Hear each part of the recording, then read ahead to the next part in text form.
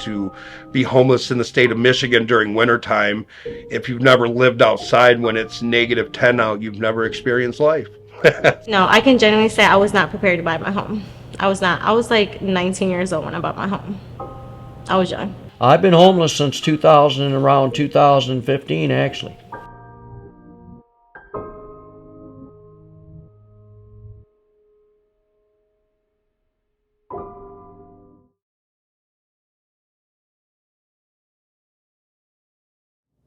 I think that segregation and discrimination aren't talked about enough when we're talking about either housing policy or who lives where, how we organize ourselves in communities. And I've seen it show up just about in every aspect of the work that I've been engaged in housing for the last 20 years.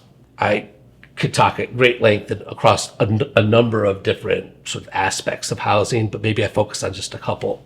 U.S. housing policy in the 30s and 40s limited people of color from being able to purchase houses in new developments. In the city of Battle Creek, 1/3 of all housing was built between 1940 and 1959. And during that time, 98% of all mortgages that were made had conditions attached to them that made it so people of color couldn't purchase those houses. If you go and look at a lien for any property, you're going to see that language in the lien. Liens aren't enforceable anymore and haven't been since the 60s.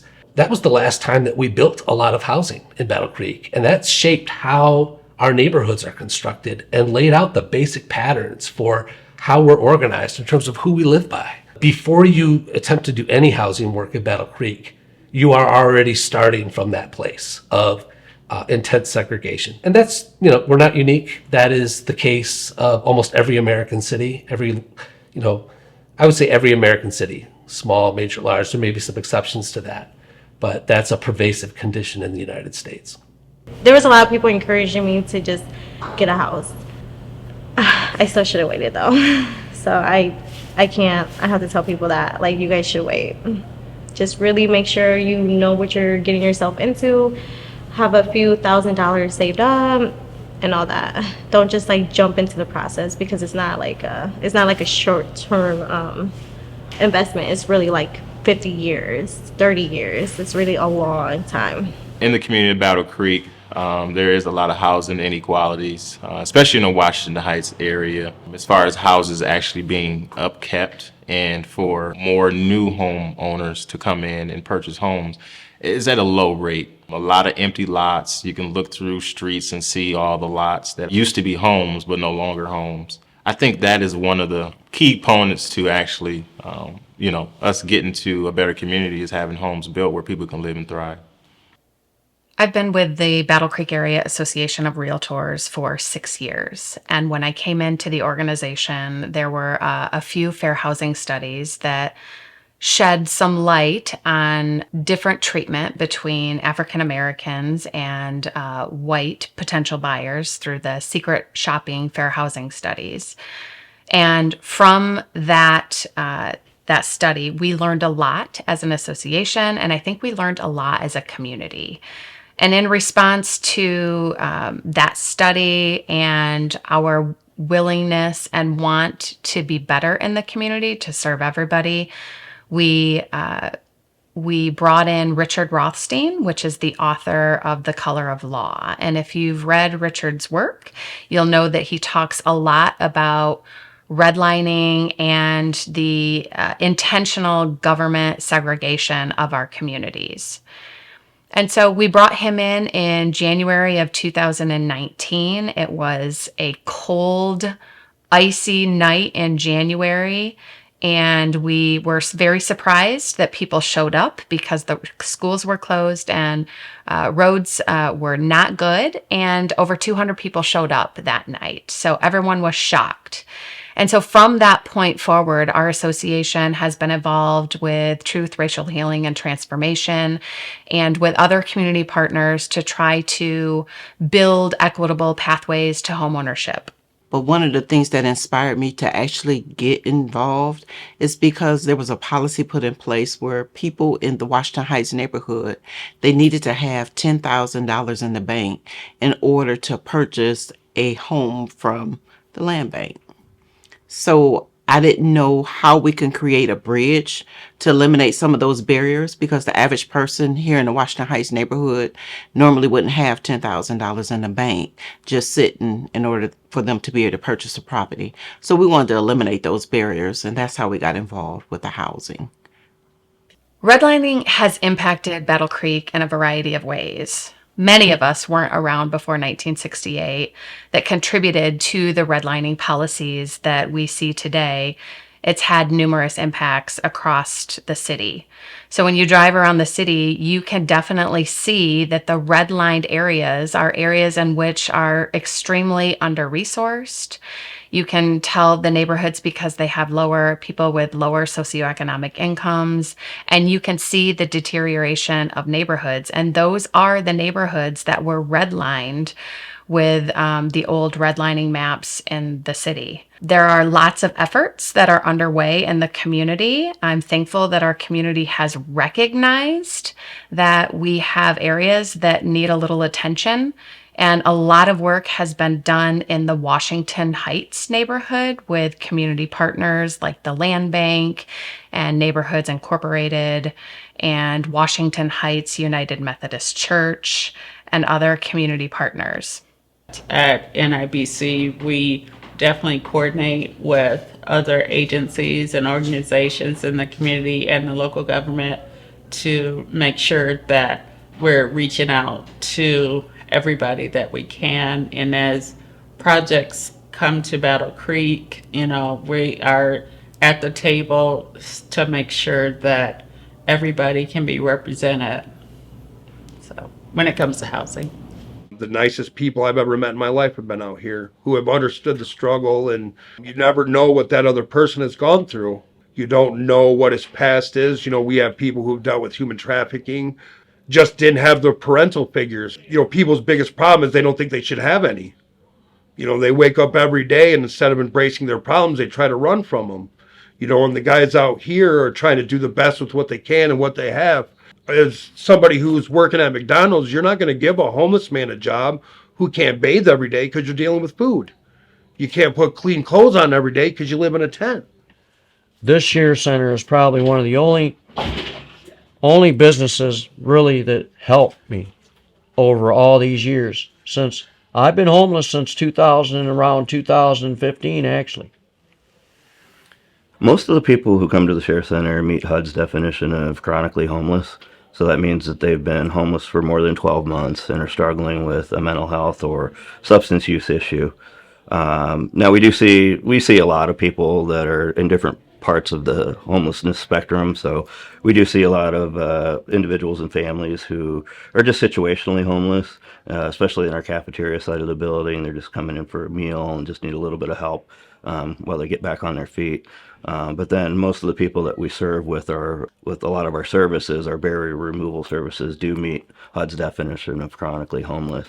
And so regardless of where they're at in that spectrum, we want to first make sure that their basic needs are being met. Well, in our cafeteria, we served over 38,000 meals last year. And we also provide hygiene supplies, winter clothing, and just a number of different basic needs items, because if they don't have to worry about those things, then they can focus more of their time and energy on their recovery and getting back on their feet. I also did community needs assessments, got a lot of feedback from the community. So as a result of that, one of the things that we were very specific about doing is adding the amenities to this community. We raised funds so that we can upgrade the park area. We replaced the slides, because they were dilapidated. We also made the basketball courts where they were regulatory. The regulations height for the basketball hoops. We blacktop the courts itself, and then we did an addition. We added an outdoor fitness center. And so one of the suggestions that was given from the community was having an outdoor walking track, because we really want people to be healthy. So we did the outdoor walking track. We received some funding from the city of Battle Creek. We received funding from Carewell Services. We've received funding from the county ARPA funds. And so we were able to put this outdoor walking track. The Miller Foundation also contributed to those efforts, the Battle Creek Community Foundation. So we were able to raise those funds that we needed because we thought it was really important for the people to see how much we cared about them. And so when you have a nice place to come, when you have something where they can experience something a lot different. I believe that if they are able to have these amenities in other areas, why couldn't we have these amenities here? When we talk about building generational wealth, I find it's important to understand the real numbers. So if you were to buy a home in Battle Creek in 2013, the average sale price was right around $92,000. Move forward 10 years, and if you look at the average sale price in 2023, it's approximately $196,000. So if you were to buy a house 10 years ago and sell it in 2023, you would have more than doubled your money as far as owning a home and building that generational wealth. With small children and trying to find housing in Battle Creek, a 2-3 bedroom home is like a needle in a haystack. When we moved our house, it was a house right next door to it. It was abandoned. It had chip paint all over. There were raccoons coming in. We had a termite infestation that moved on over to our home and infestated us, and we had to get that treated, all the way down to lead poisoning. Even a pin drop of, on your paper is enough to poison a child with lead. And so having that concern as well in the Washington Heights area where homes aren't being up to code, homeowners are not having the resource for it, they're behind on taxes. There's not enough programming for those type of situations for the low income families. And so if you're already struggling, not having a adequate job that's going to support the repairs, that's going to support, you paying your taxes, that's going to support you keeping up on your mortgage or your rent, that kind of starts that domino effect of, okay, now my children don't have a safe and thriving place where they can live. But now I don't even have a job that is actually going to allow me to have this opportunity for my family. And with that, children suffer while they're in school. And so now I'm here. I did find an apartment. I got out. I was asked one day to come in here and file for Section 8. The lady got mad. No one would come in and fill out the paperwork. I came in and sat down with someone to file Section 8, and I got, it wasn't even a year later, I got picked. So I feel blessed. I'm not complaining about the good things at all. I'm content with things that I get today. So, like I said, if it wouldn't have been for here, I wouldn't have got approved for my Section 8. Then they directed me to Housing Choices. And so I got with Addie, and she gave me a list of apartment complexes to call. I started calling them, and I found a place that take me. And so it's been about 3 weeks or a month or so, probably, of paperwork, getting the paperwork and application and everything in. This place helped me get my application copies, my birth certificate, everything. Today, they're getting me my homeless verification letter so that I can move in. And so now I've been accepted. And so I woke up blessed. I've been praying on it. Please accept me. One of the things that I would like to see is to move people from poverty to acquiring generational wealth. And the only way they'll be able to do that if we're able to eliminate those barriers. There are a lot of barriers that are in people's way. And I know just from working with people, trying to advocate for them to get them stable employment, stable housing, some of the barriers or some of the hoops that they're asked to jump through in order to get services. And so if me or other people are not there advocating for people who can't advocate for themselves, I really believe that we are only as strong as our weakest link. And so if people are not advocating for the vulnerable, for those who can't advocate for themselves, what does that say about us as a people? Because people are important. And if we don't start considering that people are important, then I don't think that we'll be able to move forward.